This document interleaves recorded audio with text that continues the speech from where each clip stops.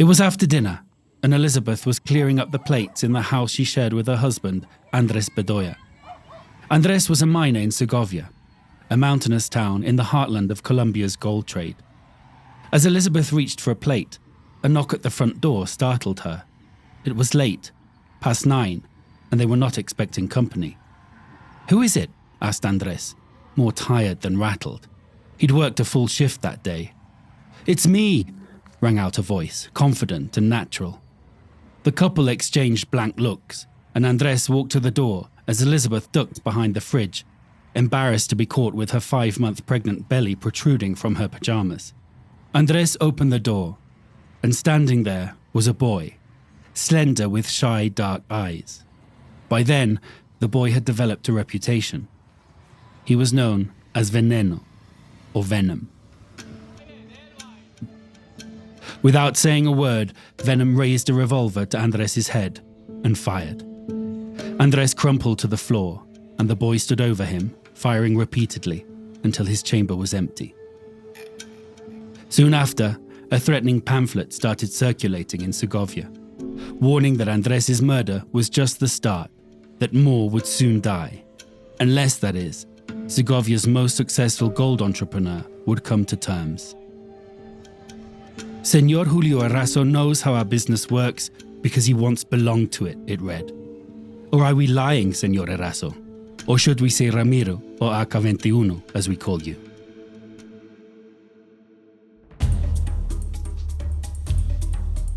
From Inside Crime, this is The Shadow of El Dorado, a series about the intricate web of corruption, violence, and complicity behind the gold trade in Segovia, and the story of how this once thriving Colombian mining town became a mafia stronghold. I'm Matt Charles. And I'm James Bargent. In this episode, we look at the next round of Segovia's gold wars. This is episode 5, Venom.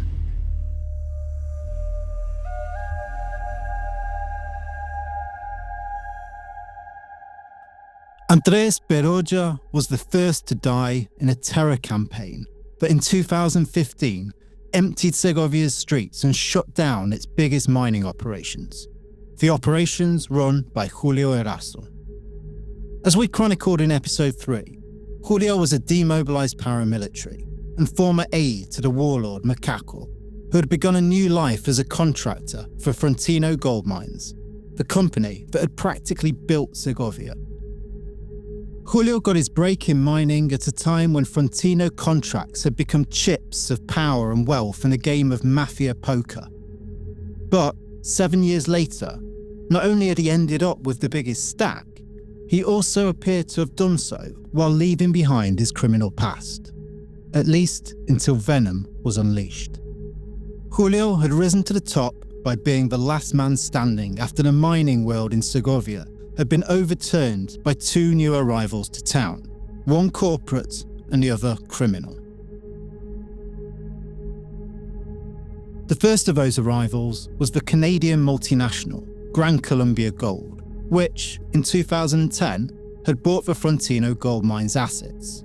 As we detailed in previous episodes, Gran Colombia was owned and run by international investors and local business and political elites connected to former President Álvaro Uribe.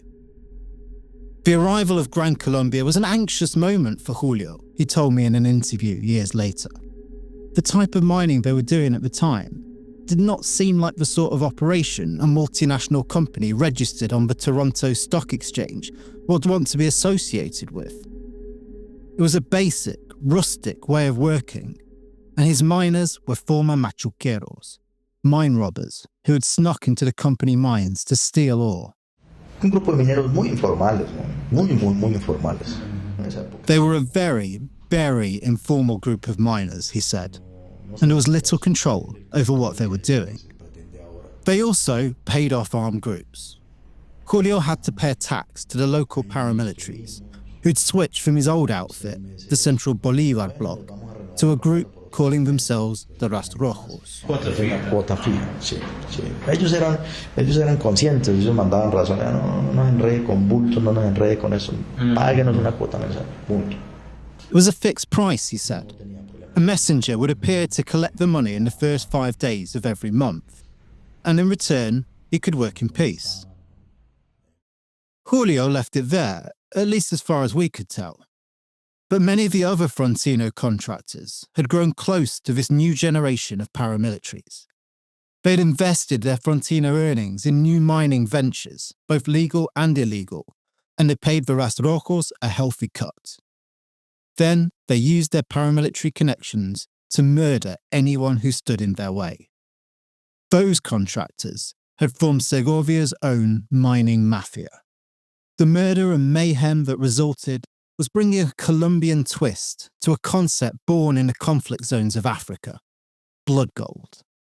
Y a partir del año 2010, ya pues el ruido de que llegaba Sandor a coger esto, pues la multinacional y todos pues siempre éramos con el susto, con el miedo de que nos sacara, pero Gran Colombia llegó ahí y nos hizo como... Julio thought Gran Colombia would see all of this and bring a swift end to it. They had this fear, he said, that the company would remove them. But instead, Gran Colombia took a look at their operations and said they could stay. In fact, Gran Colombia not only continued using contractors, it doubled down on the contracting model, laying off hundreds of direct employees and relying on third-party operators like Julio to work their mines.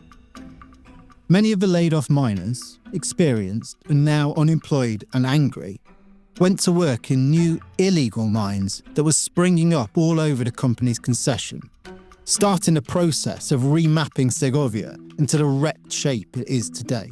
And many of those mines were bankrolled by the mining mafia. In other words, Gran Colombia's business model of outsourcing everything was essentially providing the mining mafia with both the capital through their contracts and the labour force from the unemployed miners to build their gold empires. It was a boom time for the mining mafia and for their partners in the Rastrojos. But then, the second new actor arrived. The Gaitanistas Self-Defense Forces of Colombia, the AGC. And the slaughter began. Anoche cayeron otros 2 jóvenes asesinados en Segovia. Con muertos de lado y lado, las bandas criminales pelean por las rentables explotaciones, pero los que más sufren son los habitantes y trabajadores que por años han sido dueños y han subsistido del oro. The AGC were part of a long line of paramilitary groups who had come to Segovia seeking to milk the region of its riches. They were also the Rastrojos' main rivals in Colombia. The conflict that followed marked the bloodiest period in Segovia's history, and miners like Julio were stuck in the middle. Entonces ya empezaron los nuevos. Si nos damos cuenta que le sigues pagando al otro, te matamos. Y los otros, si nos damos cuenta que le pagas al nuevo, te matamos. Everything changed. The AGC said, if we find out you're still paying the others, we'll kill you. And the Rastrojos said, if we find out you're paying the new ones, we'll kill you, Julio said. Julio, the other contractors, the informal miners and the mining mafia that moved between both worlds all had 3 options: pay both sides, pick a side, or tell them all to go to hell. Jairo Hugo Escobar, the mobster known as the Gold Tsar, whose story we told in episode 3, for instance, firmly planted his flag with the Rastrojos. So the AGC put a bullet in his neck. Others paid the AGC. Julio Erazo, though, took option 3. Tell them all to go to hell. Entonces ya fue una posición. El negocio mío no es la guerra, el negocio mío es la minería. His business was not war. His business was mining. So he took a decision, he said. Manito, ni para uno ni para otro. No more payments, not for one side nor the other. This was obviously a dangerous play. But it worked, at least at first. The AGC soon drove Julio's old comrades in the Rastrojos out of Segovia, but Julio remained, still working and still not paying. And he was catching the eye of the Gran Colombia management. By this time, the company had ended its contracts with most of the mining mafia, but it had a problem with its main contractor, who refused to take action against the machuqueros, who were pillaging the mines under the protection of the AGC. They severed ties and told Julio that if he would clean out the mines, the contract was his. So he did. He flooded the mine with armed security guards who prowled through miles of dark tunnels hunting down the machuqueros. They destroyed informal mills that helped the robbers grind up the ore and extract the gold, and they blocked off the tunnels used to enter the mines. They detained machuqueros at gunpoint and turned them over to the police. Gran Colombia was pleased, and by 2015, Julio was working more of Gran Colombia's mines than the company itself. He was one of the most powerful men in Segovia, and he was doing it all, he claimed, without paying extortion or turning a blind eye to the machuqueros. That was when the AGC came calling. It started with the arrival of a new AGC commander after police had arrested the previous leader of the Segovia faction. Entonces, de ahí viene que alguien nuevo empezó a decir, no, este que no estaba pagando tiene que pagar.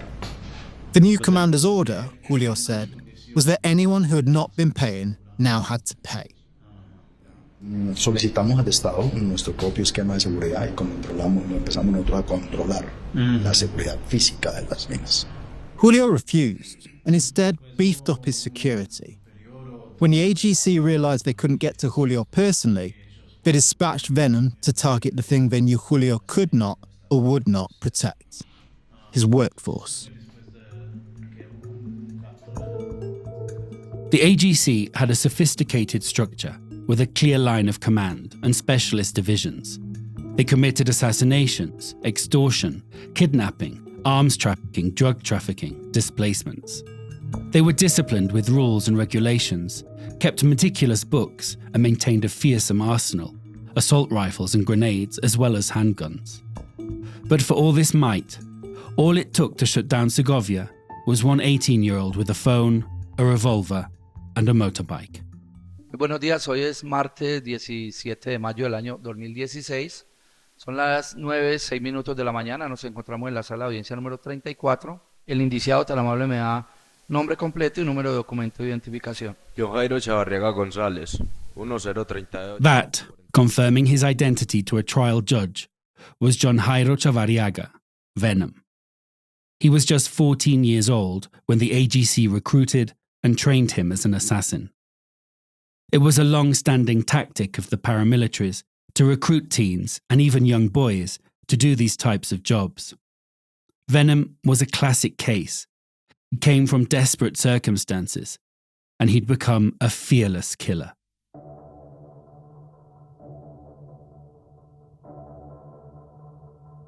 Venom's first attempt to murder one of Julio's miners failed.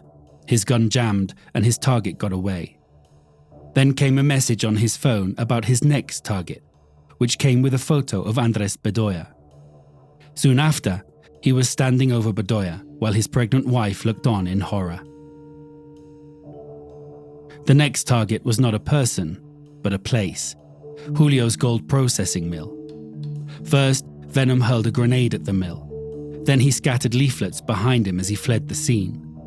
No one was killed, but the pamphlets warned that everyone who worked for Erazo was a military target of the AGC. Either Erazo would pay, or they'd keep shooting his workers. The same threat flashed through social media networks. Fear buzzed around town, a throbbing electric crackle of rumors, whispers, and terror. Some workers stayed home, others covered up their uniforms and approached the mine gates with stealth, slipping in when they thought no eyes were watching. Or they travelled in motorbike convoys, 7, 8 of them at a time, seeking safety in numbers. Everyone wondering who would be next. Then another photo arrived to Venom's phone. A 45-year-old man in blue overalls and a white miner's helmet. It was one of Julio's top lieutenants, a man everyone who works there knows, respects, loves even. Veneno approached him in the street as he was walking to work and shot him in the back and the head. Then he stood over the man, who was sprawled out on the ground, and put 2 more bullets in his head.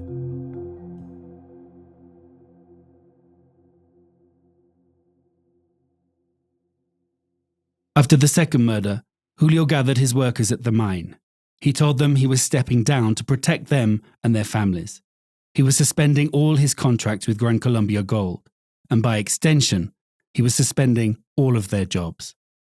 The day after Julio shut down his operations, over 1,000 people, decked out in white, took to the streets, calling for an end to the violence. At the march, Julio took center stage. Wearing a white mining hat and a black bulletproof vest, he marched alongside the people. Later, encircled by microphones, Julio railed to the press about a clash between good and evil. This conflict, he said, was a simple one. It was the criminal world versus the legal world. Sencillamente porque aquí en cabeza de los dos hemos sido los que más hemos combatido la minería criminal. They were being targeted, he told the cameras, because they were doing more than anyone else to combat criminal mining. No están interesados en el pago de una extorsión. This goes far beyond extortion, he told them. The criminal miners, the world of machuqueros and paramilitaries, are coming for it all. Sino que quieren es desarticular las empresas. They want to dismantle my business, he said, so they can take over the mines themselves.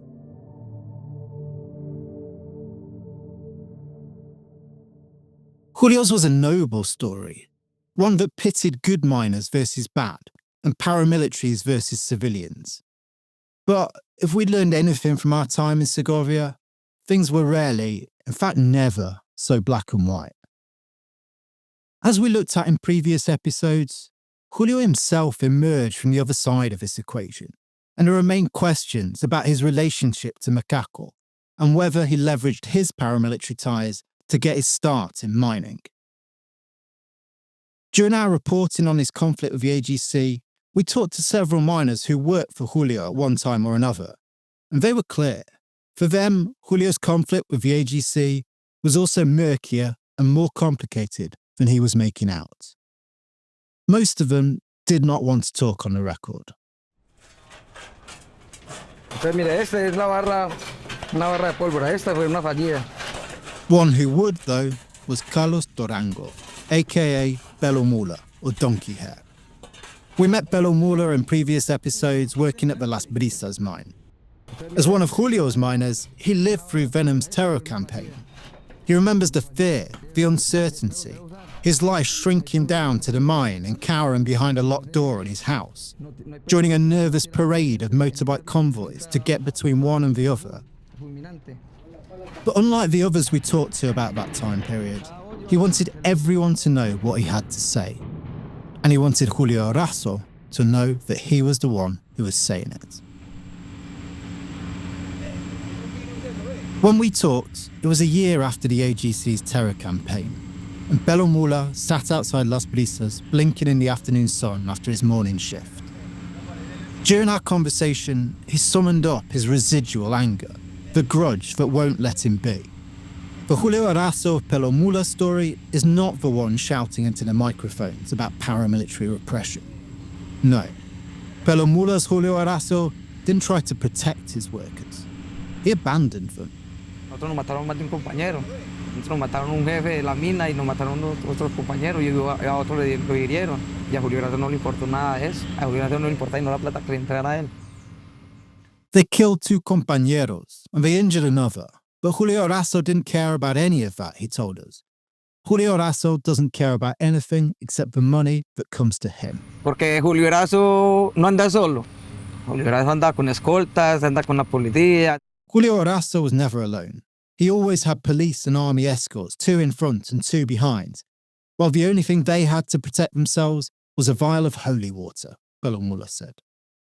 Scared for their lives and worried for their jobs, Belo Mula and some of the other miners decided that if Julio wasn't going to do anything, they would take care of it themselves.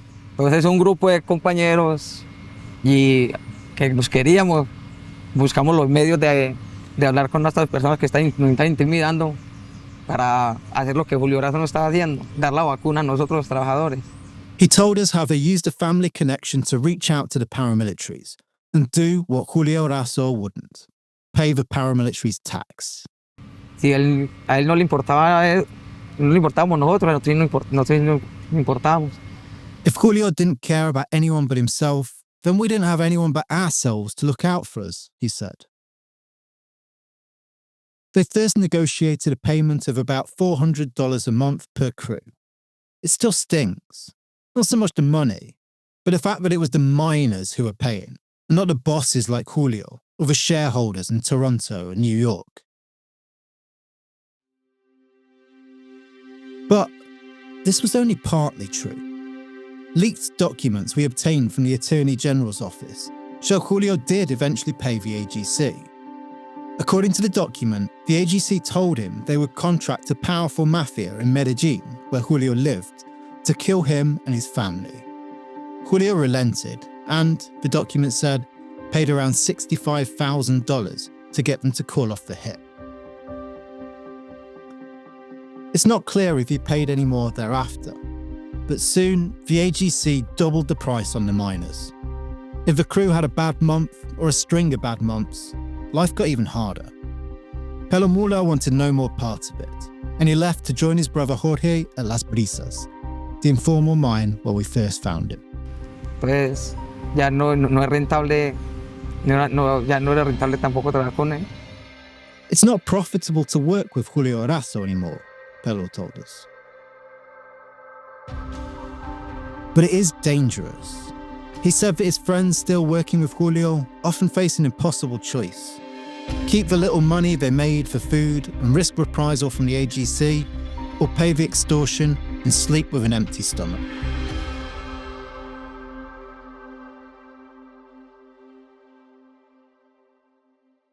As we mentioned previously, we tried to contact Julio many times since our first interview with him, and have sent him a detailed list of questions on all of this, but we've had no response. But Julio was also just a cog in a machine. The machine itself was Gran Colombia Gold. The company that had been cast as Segovia's ticket to modernity had done little to change the core dynamics of the gold trade since it purchased Frontino in 2010. In fact, it may have made it worse. And in 2016, I had a chance to sit down with Gran Colombia's CEO, Lombardo Paredes, to ask him about these criminal dynamics underpinning his business. I was a print journalist then, so the audio isn't great. So, from what I've heard from talking to people in Segovia, in the end, what resolved that conflict was the combos, the mine crews, reached out to the armed group, to the Araños, and they negotiated their own vacuums, their own extortion. From the beginning, Paredes had little interest in talking about the Faustian bargain Gran Colombia makes in places like Segovia. Not satisfied, I pressed him on the point. And that continues today. So the combos that work in your mines continue extortion. So you're aware? No, I'm not aware that there's some kind of extortion around there, but I cannot prove that. I have no proof for that. I can do nothing for that.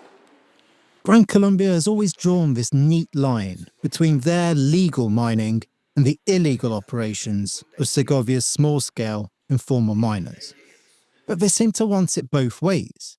Vilify small-scale informal miners who pay armed groups like the AGC, often at the point of a gun, yet distance the company when it's their contractors like Julio and his workers who are paying the criminal groups, and who, incidentally, were former members of these armed groups. By definition, Gran Colombia's gold was as much blood gold as the gold produced by most of the informal miners. But Paredes would not budge. That kind of extortion, we cannot deal with that. The underworld, the organized crime, we cannot deal with that. It's not our problem. It's a governmental problem. They have to deal with that. Still, the hypocrisy was catching up to him and Gran Colombia. The battle lines between Gran Colombia and the small-scale miners were coming into focus. The conflict over who has the right to claim Segovia's blood gold was coming to a head. And we were about to get caught right in the middle of it. That's next time on The Shadow of El Dorado. This series was the product of 8 years of investigation and on-the-ground fieldwork. This sort of work can be slow and painstaking, and it can be dangerous. It can also be expensive, If you want to help Insight Crime continue to produce in-depth investigations and analysis of organised crime, you can make a donation at insightcrime.org. If you want to dive deeper into the story of Segovia and blood gold in Colombia, head to our website at insightcrime.org. There you can see videos and photos of the scenes described in interviews with key characters, explore documents laying out the paper trail we uncovered during our investigation, and delve deeper into some of the stories and people mentioned in this podcast. The Shadow of El Dorado is an Insight Crime podcast produced by La No Ficción. It was reported and written by me, James Bargent, and produced by Matt Charles. Script editing was by Stephen Dudley and Tatiana Lozano with the help of Elisa Roldan. Stephen and Elisa are the executive producers of the series. Sound design and editing for this episode was by Jairo Pineda, and our graphic designer is Isabella Soto. Fact-checking for this episode was done by Alejandra Rodriguez.